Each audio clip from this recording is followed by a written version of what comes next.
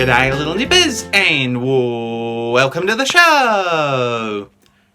In my broad and wide experience of film and cinema over the years, there's one important lesson that I have really come to respect. That there is a huge difference between a film that says it's inspired by real events and a film saying it's based on true events. Usually when a film is based on true events, the film takes a lot more care to carefully lay down as much historical accuracy as possible and really do a proper job at doing the memories of the events justice through either direction, acting ability, or the script.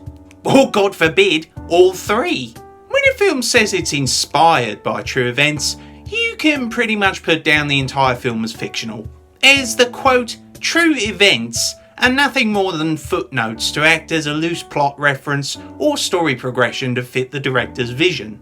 However, recently I encountered a film that somehow managed to be both inspired and based on true events at the same time, and despite what is said on the cover being based on a true story, pretty much nothing happened the way it actually did. This is the story that apparently inspired Herman Melville's Moby Dick, In the Heart of the Sea. It will be a work of fiction, Mr. Nickerson. Inspired by truth. But I don't believe I'll feel the need to use all of it. Oh, the irony, the irony. Don't worry, we'll get to that in a minute. Now, don't get me wrong, the truth is there. Somewhere hidden among the cinema cliches and dramatic fictional writing, the truth is actually there. Whaling was indeed a huge industry back in the day, and I'll say this for the film, it does do a good job of conveying just how important and just how much money was involved in this industry, through its clever use of wide shots and expositional introduction scenes. In real life, they literally used every part of the whale. The oil in its head, the blubber, the meat, the ambergris to make perfume, which even today is worth a fortune. And of course the bones to make corsets and other useful appliances. And while it was also true that Melville did indeed base some of his ideas on this particular story, his inspiration for Moby Dick was less based on one particular story, but many at once. A broad selection of stories and experiences from different whalers he'd spoken with, and what's more, he'd even been aboard whaling ships to help give him inspiration. How cool is that? However, the film, again, based on real events, gives the impression that Melville took this story as the crux of the reason for the book. It simply isn't true.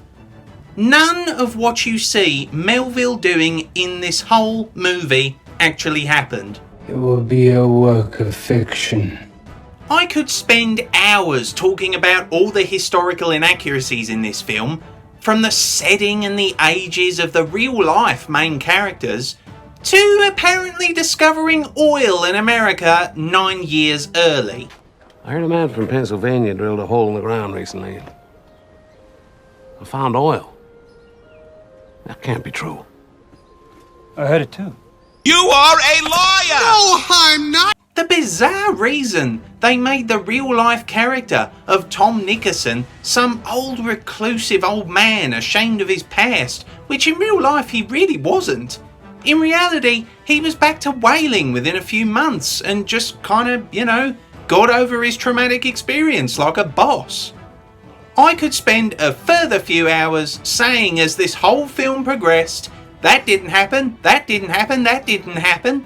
And I'm sorry for being tedious, but as I said, this is the reality when you state that your story is based on a real one. You open yourself up to being proven dead wrong. Now, if I was feeling extremely generous, I could say that the filmmakers obviously felt that the original book, The Wreck of the Whale Ship Essex, as written by real-life Owen Chase, was a little too boring, so they decided to liven it up with some Hollywood character development and some cinema pizzazz cliches.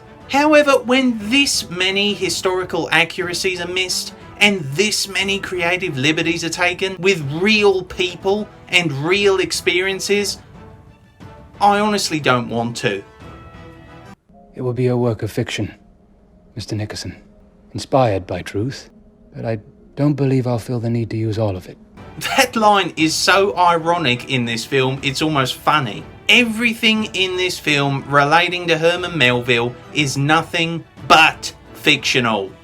He didn't go and talk with Nickerson, he simply read the book by Owen Chase. And even then, it wasn't just this story that inspired him. In fact, the name Moby Dick, for example, was taken from another story of Mocha Dick, an albino sperm whale discovered in the Pacific Ocean around Mocha Island.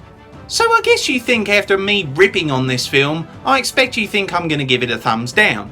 However, you'd only be half right.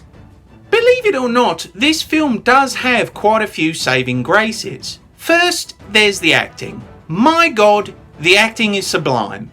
Everyone involved is clearly engaged in this story, and the casting of all the characters, both historical and not, was spot on. The direction, if taking the mick at times with the truth, was still expertly detailed and highlighted all points of the character's development to create a good and entertaining story.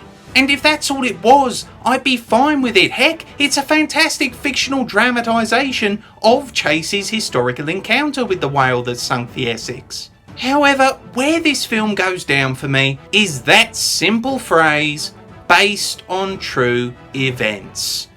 It's simply not. And what really worries me about this is that history students studying American literature will be shown this film by some clueless history teacher and told things that aren't true, and I guarantee that this has probably already happened. What would fix it for me is if they'd gone with inspired by true events instead.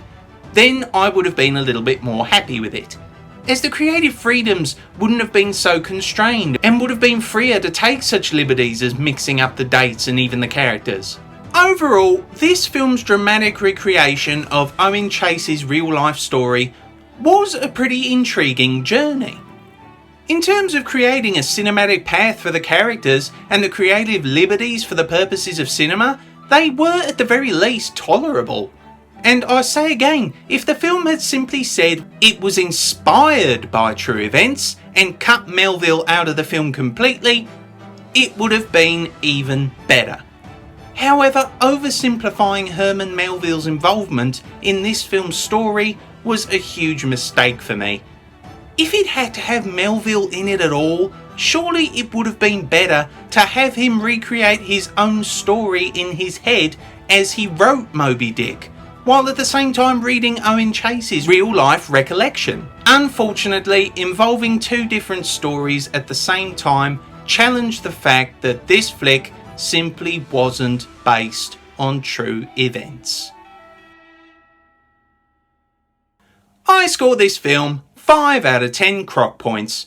An overall cinematic dramatisation of Chase's recollection was entertaining enough on its own. However, stretching the truth to fit the film's own agenda stretched it, unfortunately, too far for me to be on board.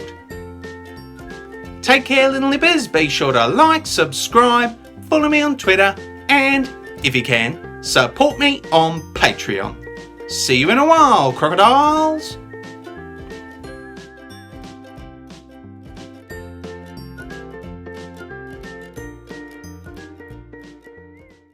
It will be a work of fiction, Mr. Nickerson, inspired by truth, but I don't believe I'll feel the need to use all of it.